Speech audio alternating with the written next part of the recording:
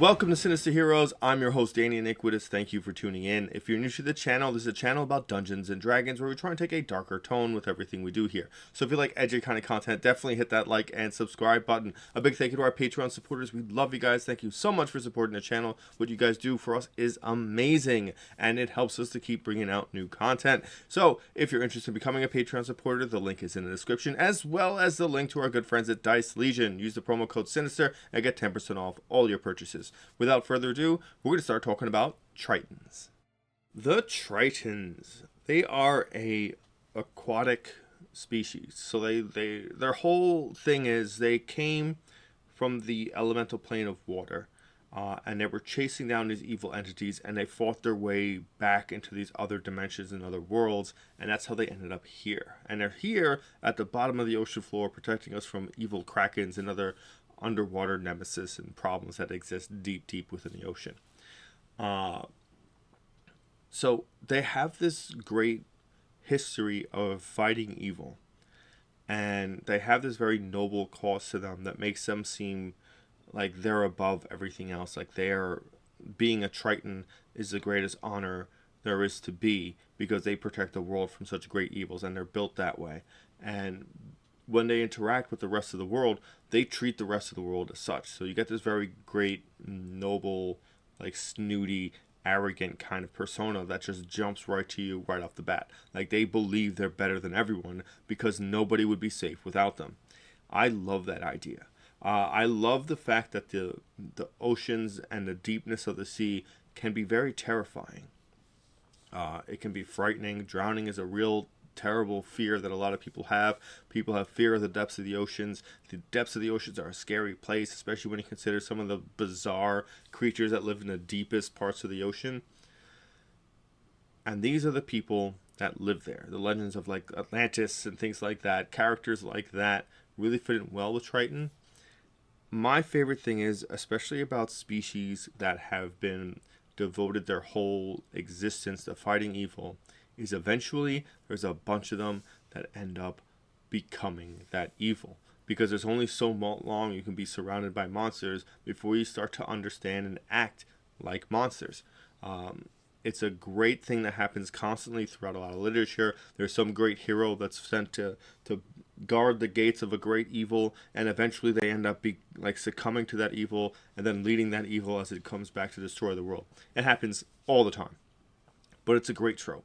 And you have a great sense of uniqueness as to what you can do. One of my favorite combination is a Triton Fathomless Warlock. I love that idea.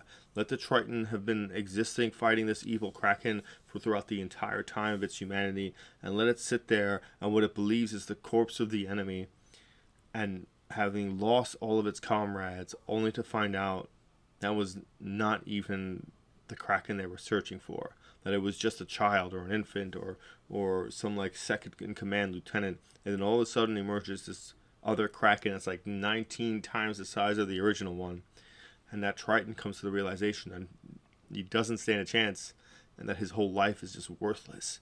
And what was he fighting for if he never could win in the first place?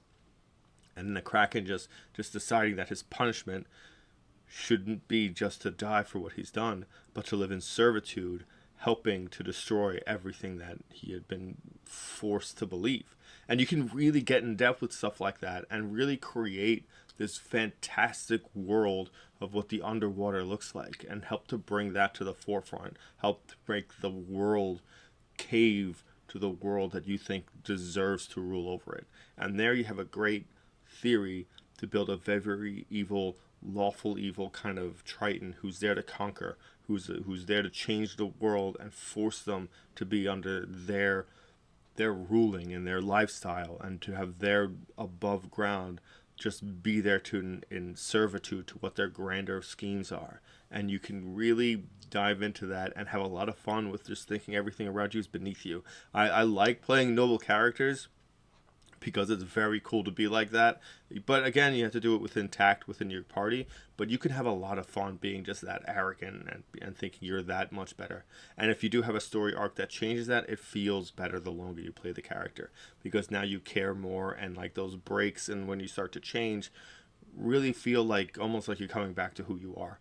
Tritons came out in Volo's Guide to Monsters, in which they originally got a bonus in ability scores to Strength, Constitution, and Charisma, each one getting 1. And then when they were reprinted in Multiverse of Monsters, they get the +2 to +1 on 2 that you choose, or +1 to 3. I think it's very telling of the kind of species or the intent of what a species was made for when you really take into consideration their lore and their ability scores. Now, they are known for fighting evil and for taking this almost sacrificial journey to live out their lives on the front lines of battle. So obviously that and their lawful good tendencies, or their lawful tendencies altogether, really push them towards being paladins, because it really makes sense. They're very serious, they're very destined and focused on the heroics of what they're doing, so it really makes sense that they would be kind of that paladin type of character. You can pick whatever paladin you want. I think Vengeance Paladin makes a lot of sense, because you're hunting these evils for a reason, and for a profound reason that is far greater than your own life. And I think that makes a lot of sense. That can also be used greatly for warlocks, because making a pact is meaningless if you're not doing it for a real reason. To give up whatever it is you're giving up for such grandiose power that can give you the capabilities of eventually casting 9th level spells, you have to sacrifice something. And what better way to make a tragic hero than to sacrifice yourself and your future for something else? Like one of my favorite comic book characters of all time, Silver Surfer. Obviously not normally what people would think when they think of my favorite comic book character, but Surfer is just amazing to me. I love him. And he's kind of like a perfect example of a warlock. This great powerful entity shows up, and in exchange for the saving of his planet and his people and his love, he sacrifices his whole life to do whatever evil bidding that being wants. It's the perfect warlock story. And it works here. That could be very well reflected in this kind of circumstance. So talking about some of the base attributes of a Triton, you are amphibious. You can breathe air and water. You also have dark vision, which originally I'm pretty sure they didn't have, but we're going back from the original release of Volo, so I think they didn't have it then, but I think they were reprinted in maybe Mystic Odyssey of Theroes, and then they got it then or something, but eventually they got dark vision. They also have a unique trait specifically for them called Emissary of the Sea. You can communicate simple ideas to any beast, elemental, or monstrosity that has a swimming speed. It can understand your words, though you have no special ability to understand them in return. This is a lot like Aquaman, which is funny because Aquaman sucks. Again, I hate Aquaman. Unrelated to that, it is a unique circumstance to be able to communicate almost to a non-verbal entity and try and convey your ideas. Depending on the kind of Triton you are, you might want to use things like intimidation or something like that to expose dominance, because in a circumstance where you're speaking to an animal, strength matters. If an animal believes you can kill it, but you're offering it something else, they might be willing to take that something else depending on what it is. If you can convey an idea and this animal has some sort of intelligence in D&D, you can make that a possibility and you can gain quite a bit of influence. The issue here is the circumstances in which you're going to have this happen. Unless you're playing something like Ghost of Saltmarsh, you're really very rarely running into circumstances where you're around this kind of an entity.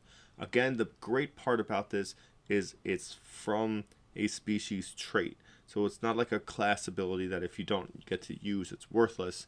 It does give you something that makes your character at least a little bit more flavorful and a little bit more of an understanding. I like to think of the Deep from The Boys in regards to this ability more so than Aquaman, because the Deep really gets wild with it. But he has the ability to understand what they're saying in return, which is a very cool concept that you don't get to see very often. But he's a great example of what you can do when you talk to fish. You get 2 other abilities with the Triton as a species. You get Guardian of the Depths. It states you are adept to the frigid ocean depths. You have resistance to cold damage, which is great. Having resistance to a damage type works out very well. Whenever you get hit with something like that, you fight a lot of liches or higher level spellcasting, you will see Cone of Cold. You will see like white dragons or silver dragons or blue dragons that do cold damage. These are all elements that exist in the world. Having a resistance to it is a big benefit. And you want to pick up as many resistances as you can, depending on how you build and how you do things. This might be a real good benefit for you. The other ability they get is they get control air and water. You can cast Fog Cloud with this trait. Starting at 3rd level, you can cast Gust of Wind with this trait, and starting at 5th level, you can cast Water Walk. Once you cast either of those with this trait, you can't cast it again until you finish a long rest. You can also cast these spells using any spell slots you have of the appropriate level. And thanks to Mordecai's Monsters in the Multiverse, whatever mental attribute you select will be used for your spell casting for these, which is useful. Again, Fog Cloud, it's one of those things you really got to get on the same page with your DM on, and you just have to use to really gain the benefit of. Gust of Wind has more utility than people think, and it often goes underneath the radar. Definitely try and walk around it. Water Walk is more of a utility thing. You're a Triton.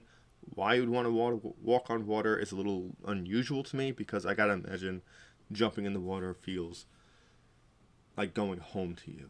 And that's got to be a great feeling for a Triton. So I already spoke about the Paladins and how they kind of work really well if you wanted to be a Triton, and really if you want to be lawful or even kind of just like a tyrant, all of those fit within the Paladin skill set. And I also talked about the Warlock and my love of the Fathomless Warlock and great ways you can make a Triton, because their constant closeness to these bizarre and unusual entities. But one of the other classes that I think works really well is the College of Whispers Bard. Now, again, College of Whispers is not a huge popular subclass, even though it happens to be one of my favorites. In the right circumstance, I really think the Triton can pull this off in a great, unique way. First and foremost, Bards are skill monkeys, so they have a lot of skills that they're good at. They have expertise. They can be very, very good at a lot of things, which makes you seem like someone who's very good independently. The College of Whispers Bard works a lot on isolating and taking out. Again, with like Words of Terror and Shadow Lore, all those things work on individual targets. And if you can get things to work in the right kind of a way, it's very beneficial for a Whispers Bard. That being said, being able to enthrall someone and use Words of Terror to kind of set a fear or set a circumstance where you can almost mind control someone into doing something for you can be extremely powerful if you're a Triton whose whole thing is maybe you infiltrate pirate ships. Maybe that's the thing you do. Maybe you deal with seafaring and coastal cities, and you constantly get in there and screw with the politics and mess up things so that way you can push these people away. Even if you're good or if you're bad, there's a lot of reasons you can do that. And a great thing is, if you get Mantle of Whispers and you just kill one person on a boat or one person close to the edge of town, you can have a great reasoning to work your way in and to understand and to manipulate people to be pushed into the opposite direction or to be pushed into exactly what it is you want to do. Maybe you did multi-class into Fathomless Warlock and you're sending people deliberately to this one part of the ocean so their ships can be eaten by a kraken. Whatever it is, it works really well within that College of Whispers skill set because you're isolating, you're deceiving, you're manipulating, you have a lot of magic that benefits you, that pushes those kinds of circumstances in your favor.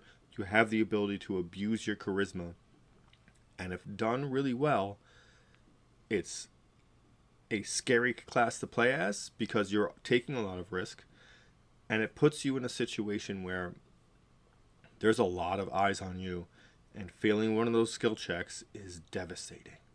But again, it's really kind of based on the campaign you're playing. That's a kind of very, very specific one, but I really think there's a lot to be gained from that kind of mindset. And I have been looking at the 1D&D's new revised version of True Strike where you can use your spellcasting modifier, which means the College of Whispers just got a lot better because you can use True Strike as a bard, and you don't have to invest in strength or dexterity as much and still be able to hit with any of your weapon attacks. It's perfect. But I think it does speak to being able to take risks that you wouldn't normally. And I think that's a very cool concept. With all that said and done, we're going to bring this video to a close. If you like what you saw here, definitely hit that like and subscribe button. A big thank you to our Patreon supporters. We love you guys. Thank you so much for the support in the channel and helping us bring new content to you guys all the time. And a big thank you to our good friends at Dice Legion. Use the promo code Sinister, get 10% off all of your purchases. And without anything else to say, thank you for giving a spooky kid a chance.